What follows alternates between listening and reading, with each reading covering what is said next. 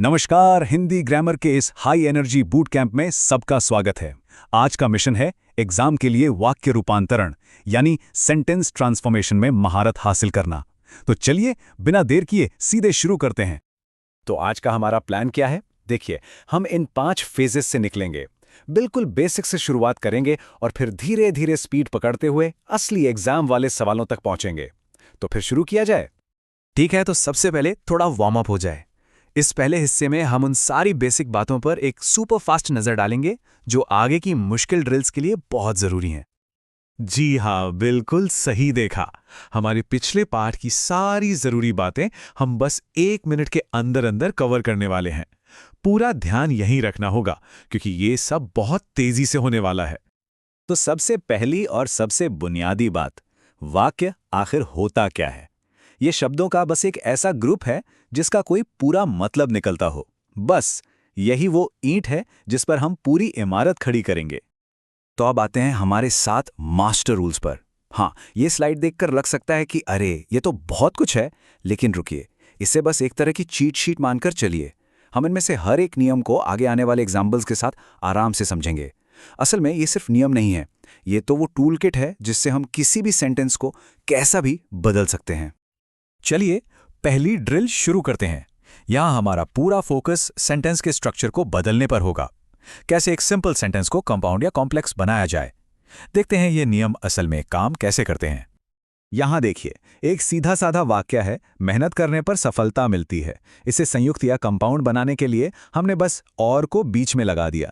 इससे हुआ ये कि 2 अलग अलग बराबर के आइडियाज जुड़ गए। तुम मेहनत करो और सफलता मिलेगी। सिंपल। अब एक लेवल ऊपर चलते हैं। हमारे पास एक कंपाउंड सेंटेंस है, सूरज निकला और पक्षी चहचहाए। इसे मिश्र या कॉम्प्लेक्स बनाने के लिए हमने जब और तब का इस्तेमाल किया। इससे एक एक्शन दूसरे पर डिपेंडेंट हो गया। मतलब पक्षी चहचहाए तो, लेकिन तभी जब सूरज निकला।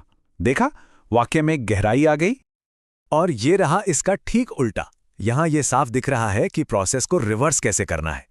जब वो आया तब हम चले गए में से हमने जब तब जैसे डिपेंडेंट क्लॉज हटा दिए और बन गया एक सीधा सरल वाक्य। उसके आने पर हम चले गए। मतलब बिल्कुल वही है, बस कहने का अंदाज बदल गया। ठीक है, अब बारी है उस टॉपिक की जो कई लोगों को सबसे ज्यादा मुश्किल लगता है, वाच्य रूपांतरण यानी वॉइस कन्वर्जन। पर घबराने की कोई बात नहीं है, हमारे मास्टर रूल्स यहां भी काम आएंगे और इसे भी आसान बना देंगे। प्रैक्टिस शुरू करने से पहले जल्दी से इन तीनों को समझ लेते हैं।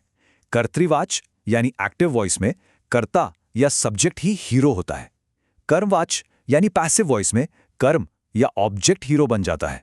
और भाववाच्य में यहां ना कर्ता ना कर्म, सिर्फ क्रिया का भाव ही मेन होता है। ये सिर्फ ग्रामर नहीं है, ये अपनी बात पर जोर देने का तरीका है। यहां हम अपना नियम नंबर 6 इस्तेमाल कर रहे हैं, यानी कर्म को वाक्य का हीरो बनाना।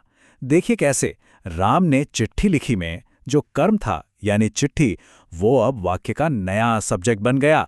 चिट्ठी राम द्वारा लिखी गई। सारा फोकस राम से हटकर चिट्ठी पर आ गया। और अब हम ठीक इसका उल्टा कर रहे हैं। पत्र डाकिये द्वारा दिया गया में काम करने वाला यानी डाकिया बैकग्राउंड में था। उसे वापस से मेन सब्जेक्ट बनाकर हम एक्टिव वॉइस में लौट आए। डाकिये ने पत्र दिया। देखा कितना आसान है। याद है हमारा रूल नंबर 7, कर्ता को हटा दो। यहां हमने विद्यार्थियों द्वारा को हटा दिया और जैसे ही ऐसा किया पूरा फोकस काम पर चला गया। कार्य किया गया। किसने किया ये अब जरूरी नहीं रहा, बस काम हुआ। और यही भाववाच्य की असली पहचान है। तो अब तक हमने जो भी सीखा उसे आजमाने का वक्त आ गया है। और कैसे आजमाएंगे? सीधे पिछले बोर्ड और एंट्रेंस एग्जाम्स के असली सवालों से। चलिए देखते हैं हमारी तैयारी कितनी पक्की हुई है। तो ये रहा एमपी बोर्ड का एक सवाल। रीना रोज पढ़ाई करती है। इसको बनाना है इंटेरोगेटिव यानी प्रश्नवाचक। कैसे होगा ये? सोचिए। बिल्कुल, हेल्पिंग वर्ब को सामने ले आना है। तो जवाब हुआ, क्या रीना रोज पढ़ाई करती है? अगला सवाल देखते हैं। ये एक मिश्र वाक्य है। जब वो थका तो सो गया। इसे सरल वाक्य में कैसे बदला जाएगा? थोड़ा समय लीजिए। और इसका सही ट्रांसफॉर्मेशन है, थक कर वो सो गया। या ये भी कह सकते हैं, थका होने पर वो सो गया। दोनों सही हैं। अब सीबीएसई का एक सवाल उठाते हैं। किसी ने मेरा बैग चुरा लिया। इसे पैसिव वॉइस में बदलना है। चलिए कोशिश कीजिए। सही जवाब है मेरा बैग चुरा लिया गया। यहां किसी के द्वारा लगाना जरूरी नहीं है क्योंकि वो अंडरस्टूड है। और अब हम आ गए हैं अपने फाइनल राउंड में। ये एक रैपिड फायर चैलेंज है जिसमें स्पीड और एक्यूरेसी दोनों टेस्ट होंगी। सवाल एक के बाद एक आएंगे, तो एकदम तैयार रहना है। चलिए शुरू करते हैं। पहला सवाल, इसका सकारात्मक या अफर्मेटिव रूप क्या होगा? बहुत आसान है। जवाब है वह बेईमान है। अरे नहीं, ये तो मतलब बदल गया। सही जवाब है वह ईमानदार है, बस नहीं हटाना था। अगला, मेहनत करो और जीत जाओ। इसे कॉम्प्लेक्स सेंटेंस बनाइए और सही जवाब है यदि मेहनत करोगे तो जीत जाओगे। स्पीड बनाए रखिए। यह फूल सुंदर है। इसे एक्सक्लेमेटरी सेंटेंस बनाना है और इसका जवाब होगा वाह कितना सुंदर फूल है। रैपिड फायर राउंड का आखिरी सवाल, काम किया गया इसे एक्टिव वॉइस में बदलना है। सोचिए। इसका सही जवाब होगा किसी ने काम किया। तो इस बूट कैंप को पूरा करने पर बधाई। वाक्य रूपांतरण के हर पहलू पर अब हमारी पकड़ मजबूत हो चुकी है। लेकिन असली सवाल तो ये है कि ये जो नई महारत हासिल हुई है, क्या वो 100 सवालों की एक बड़ी चुनौती का सामना करने के लिए तैयार है? इस पर सोचिएगा जरूर।